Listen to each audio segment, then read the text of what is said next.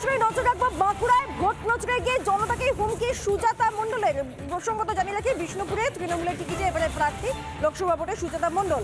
Vote দেওয়ার সময় বড় ফুলকে দিচ্ছ আর চাওয়ার সময় ছোট ফুলের কাছে চাইছো। তৃণমূলকে ভোট না দিলে অভিযোগ শোনা হবে না, বিজেপির সঙ্গে বুঝে নিয়ে এই সবকটা কথা বলেছেন তৃণমূল প্রার্থী। কি বলেছেন তিনি শুনুন আগে।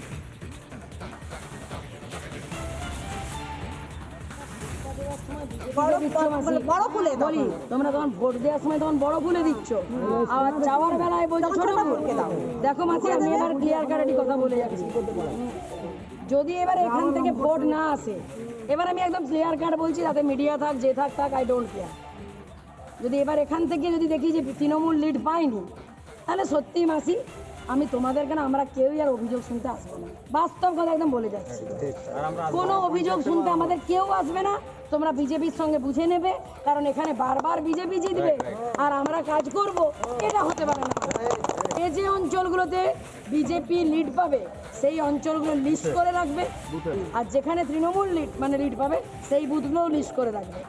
আমরা যেখানে তৃণমূল লিড পাবে, আমি সেখানে জান দিয়ে রাতের অন্ধকারও কথা শুনতে এখানে তৃণমূল লিড পাবে না, সেখানে আমি তো দূরস্থ, আমার কোনো কর্মীদের কম দিতে পারবো না। বড় ফুলে ভোট না দিলেও কোনো অভিযোগ শুনতে আসবো না, দেখতেও আসবো না, এরকম ধরনের মন্তব্য সুজাতা মণ্ডলের। তার অপর দিক থেকে বিষ্ণুপুরে বিজেপির তরফ থেকে সৌমিত্র খাঁ তিনি কি জানিয়েছেন শুনুন।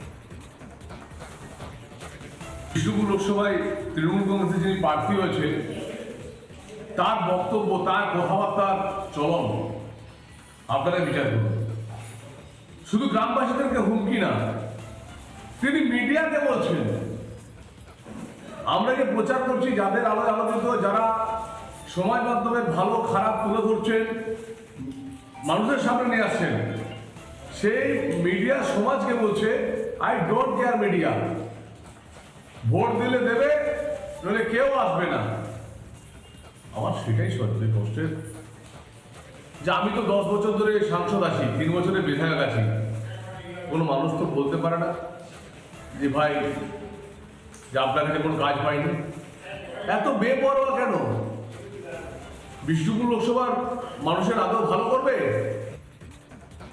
সৌমিত্র খাঁর বক্তব্য শুনলাম। সুজাতা মণ্ডল যে বিষয়টি জানিয়েছেন, ভোটে জিতলে তবেই কাজ, নইলে অভিযোগই শোনা হবে না, এরকম ধরনের মন্তব্য শুধুমাত্র সুজাতা মণ্ডলই বলছেন না, বরং শাসক দলের সর্বভারতীয় সাধারণ সম্পাদক তথা ডায়মন্ড হারবারের বিদায়ী সাংসদ এবং প্রার্থী তৃণমূলের অভিষেক বন্দ্যোপাধ্যায় তিনিও ঠিক কি বলেছিলেন, কি ধরনের কথা বলেছিলেন একবার শুনুন। আপনাকে সিদ্ধান্ত নিতে হবে। আপনি যদি এবার বিজেপির ভাওতাবাজির শিকার হয়ে বিজেপির ভুল প্রচারে পা দিয়ে বিজেপি প্রার্থীকে ভোট দেন, তাহলে গ্যারান্টি মোদিজির থেকে চাইবেন। আর যদি বাংলার এই লড়াইয়ে বাংলার সাথে থাকেন, আপনার সাথে আমার আর্থিক সম্পর্ক, তৃণমূলের আর্থিক সম্পর্ক, মামাটি মানুষ সরকার, আপনার যেখানে বাড়ি, রাস্তা, কল, জল পরিষেবা লাগবে আমি নিজে পৌঁছে দেবো। আমার ঘরে আমি দায়িত্ব তুলে নিয়ে যাচ্ছি। ভাই, যেখান থেকে আপনি জিনিস নেবেন, ওয়ারেন্টি তো সে দেবে। আপনি বিজেপিকে ভোট দিয়ে তৃণমূলকে বলতে পারেন না যে আমার বাড়ির টাকা কই। আপনি তৃণমূলকে ভোট দিন, আর যদি বাড়ির টাকা না পান, আমি রাজনীতি ছেড়ে দেবো, তৃণমূল কংগ্রেস ছেড়ে দেবো, যদি তৃণমূল সরকার আপনার বাড়ির টাকা না।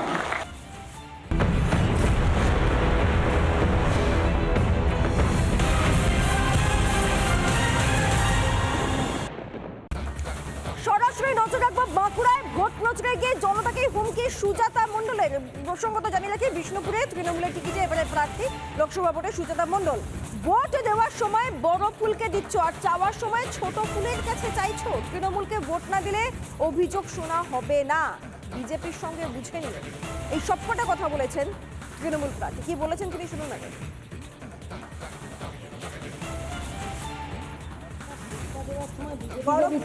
বড় ফুলে বলি তোমরা তখন ভোট দেওয়ার সময় তখন বড় ফুলে দিচ্ছ, আর যাওয়ার বেলায় বলছো ছোট ফুলকে দাও। দেখো মাসি, আমি এবার ক্লিয়ার কারেন্টই কথা বলে যাচ্ছি। যদি এবার এখান থেকে ভোট না আসে, এবার আমি একদম ক্লিয়ার কাট বলছি, যাতে মিডিয়া থাক যে থাক আই ডোন্ট কেয়ার।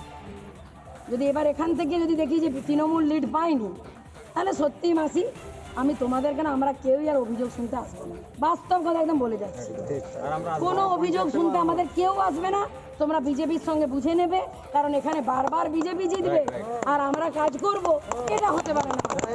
এই যে অঞ্চলগুলোতে বিজেপি লিড পাবে সেই অঞ্চলগুলো লিস্ট করে রাখবে, আর যেখানে তৃণমূল লিড পাবে সেই বুথগুলোও লিস্ট করে রাখবে। আমরা যেখানে তৃণমূল লিড পাবে আমি সেখানে জান দিয়ে রাতের অন্ধকারও কথা শুনতে চাই। এখানে তৃণমূল লিড পাবে না, সেখানে আমি তো দূরস্থ, আমার কোনো কর্মীদের কম দিতে দেবো না।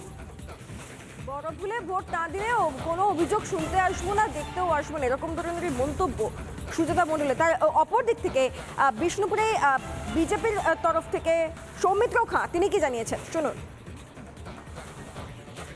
বিষ্ণুপুর লোকসভায় তৃণমূল কংগ্রেসের যিনি প্রার্থী হয়েছে তার বক্তব্য, তার কথাবার্তার চলন আপনারা বিচার করুন। শুধু গ্রামবাসীদেরকে হুমকি না, তিনি মিডিয়াকে বলছেন আমরা যে প্রচার করছি, যাদের আলোয় আলোচিত, যারা সমাজ মাধ্যমে ভালো খারাপ তুলে ধরছেন, মানুষের সামনে নিয়ে আসছেন, সেই মিডিয়া সমাজকে বলছে I don't care media, vote দিলে দেবে নইলে কেউ আসবে না। আমার সেটাই সত্যি কষ্টের যে আমি তো 10 বছর ধরে সাংসদ আছি, 3 বছরে বিধায়ক আছি, কোনো মানুষ তো বলতে পারে না যে ভাই যে আপনার কাছে কোনো কাজ পাইনি। এত বেপরোয়া কেন? বিষ্ণুপুর লোকসভার মানুষের আদৌ ভালো করবে? সৌমিত্র খাঁর বক্তব্য শুনলাম। সুজাতা মণ্ডল যে বিষয়টি জানিয়েছেন ভোটে জিতলে তবেই কাজ, নইলে অভিযোগই শোনা হবে না, এরকম ধরনের মন্তব্য শুধুমাত্র সুজাতা মণ্ডলই বলছেন না, বরং শাসক দলের সর্বভারতীয় সাধারণ সম্পাদক তথা ডায়মন্ড হারবারের বিদায়ী সাংসদ এবং প্রার্থী তৃণমূলের অভিষেক বন্দ্যোপাধ্যায় তিনিও ঠিক কি বলেছিলেন, কি ধরনের কথা বলেছিলেন একবার শুনুন।